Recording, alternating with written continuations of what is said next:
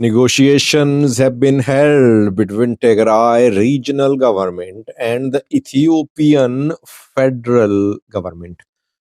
What did the two sides discuss? Is it a sign of de-escalation? Is it sign of improvement in relations between Tigray leaders and federal government leaders? Secondly, while election is approaching in Ethiopia, which is now around 6 months away, political parties are deciding their future politics. They're making decisions. An opposition party has decided to be part of Prosperity Party, which party has announced to merge with the ruling party in Ethiopia. Welcome to the channel. Thanks for watching. Firstly, election. Which opposition party has decided to join the ruling party? You know that election will be held on the 1st of June 2026.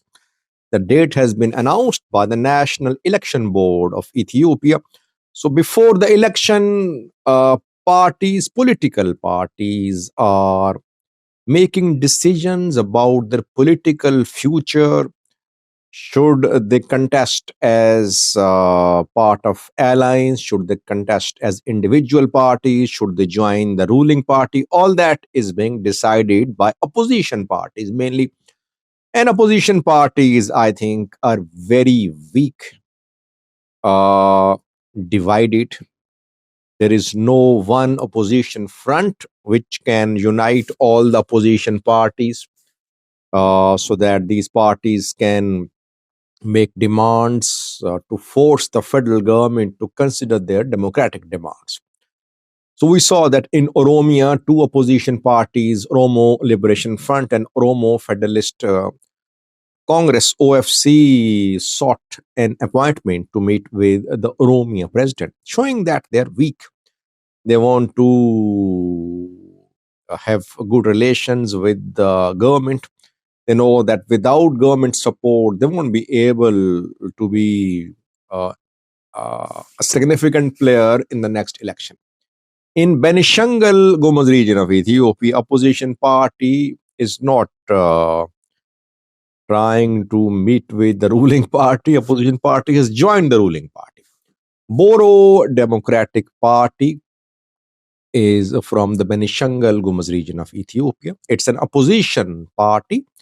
Boro Democratic Party has held a party assembly, and the party says that voting was held. 280 party officials supported merger with Prosperity Party. Only two opposed it. Amanti Kishe, the party leader, announced that since the majority of the party is in support of merger with the Prosperity Party, ruling party in Benishangul, that is why the party, Boro Democratic Party, has decided to join the ruling party. Though an MP from this party, whose name is Mibrato Alimo, has opposed the decision. Boro Democratic Party, I think, has one seat in the House of People Representatives. But in the region, it is one of strong opposition parties. If you remember, in August, I think this year, some of Boro Democratic Party leaders were arrested. They were implicated in old cases a few years old. Why? Because Boro Democratic Party protested against some constitutional amendments in the region.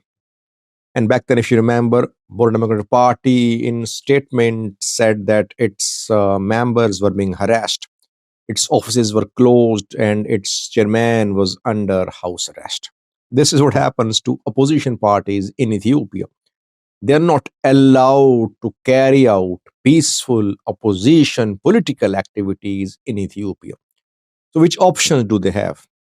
Either they join the ruling party or they start backing armed groups. That is why I say that this party, ruling party in Ethiopia, Prosperity Party, is responsible for the birth and expansion of armed groups. Why? because ruling party has blocked all the peaceful ways of political expression. Once you deny peaceful political expression, you indirectly promote the birth of armed groups in a country. So, in Benishangul Gumuz now, Prosperity Party is set to win because they're already in power. Now, opposition is also joining them. So far, no challenge seems to be in sight to the ruling party in the next election. 6 years away, next election is, but no opposition alliance has been formed. These opposition parties are doing regional politics. They don't want to know what is happening on national level. They only want to be strong regionally. That is why cannot they don't have the capability to form alliances with other parties because they're only focused on their regions. This is what OLF, OFC are doing, and this is what Boro Democratic Party is doing in Benishangul Gumuz region.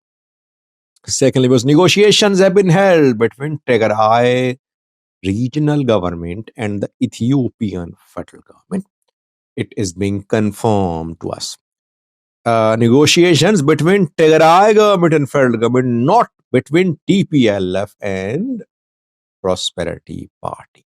There's a difference, though we know that Tigray government consists of TPLF. Majority of Tigray government is from TPLF. Still, these were not party level talks, rather government to government talks about budget. You know that in Tigray there is a huge budget deficit, around 7 billion birr is the deficit of budget in Tigray. That is why 2 days ago, where they held a virtual fundraising program. That program was aired on Tigray's news channels, and where they and other leaders requested diaspora and Tigrayans to contribute.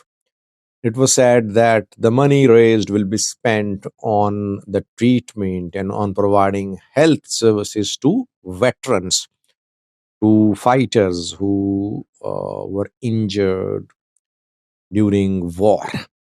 But you know that Tigray government is facing a budget deficit. So it wants to somehow fill the gap in the budget. Federal government is restricting regular budget to Tigray too. Why? Because federal government is accusing Tigray government of diverting budget of government employees to pay the salaries of Tigray military. Federal government wants dismantlement of Tigray military. Federal government has discontinued DDR benefits of Tigray military.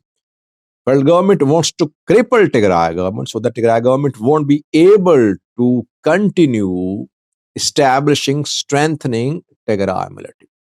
That is why federal government is withholding even regular budget. Why? Because federal government fears that regular budget will be used. It will be diverted from regular expenditure to military spending by Tigray leaders. Negotiations have been held between Tigray government officials and Ethiopian government officials in recent days, reportedly. No one is disclosing it, but the two sides met. And Tigray government raised the issue of budget that why is that Tigray is not getting its regular budget for the payment of salaries of Tigray government employees.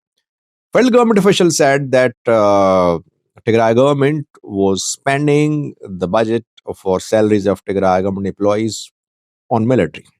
That is why federal government has suspended the budgetary support for Tigray. So a solution has been found reportedly. Federal government has promised that it will only send salary budget to Tigray if the salaries are directly received by Tigray government employees from the federal government. So the budget will not be sent to Tigray government. Rather, federal government will pay the salaries of Tigray government employees directly. Why? Federal government does not want Tigray government to divert salary budget to military spending. That is why this decision has been made. Reportedly, Tigray government has agreed. So, you know that in Tigray, regional government employees are not getting salaries. In some areas, in some departments for the last 2 months, people have been without salaries. Still, they're working. Some schools have been closed too. So it's good to hear that a solution has been found. But will federal government now uh, implement the decision which it has made with Tigray government officials in meetings? Let's see. Thank you for watching.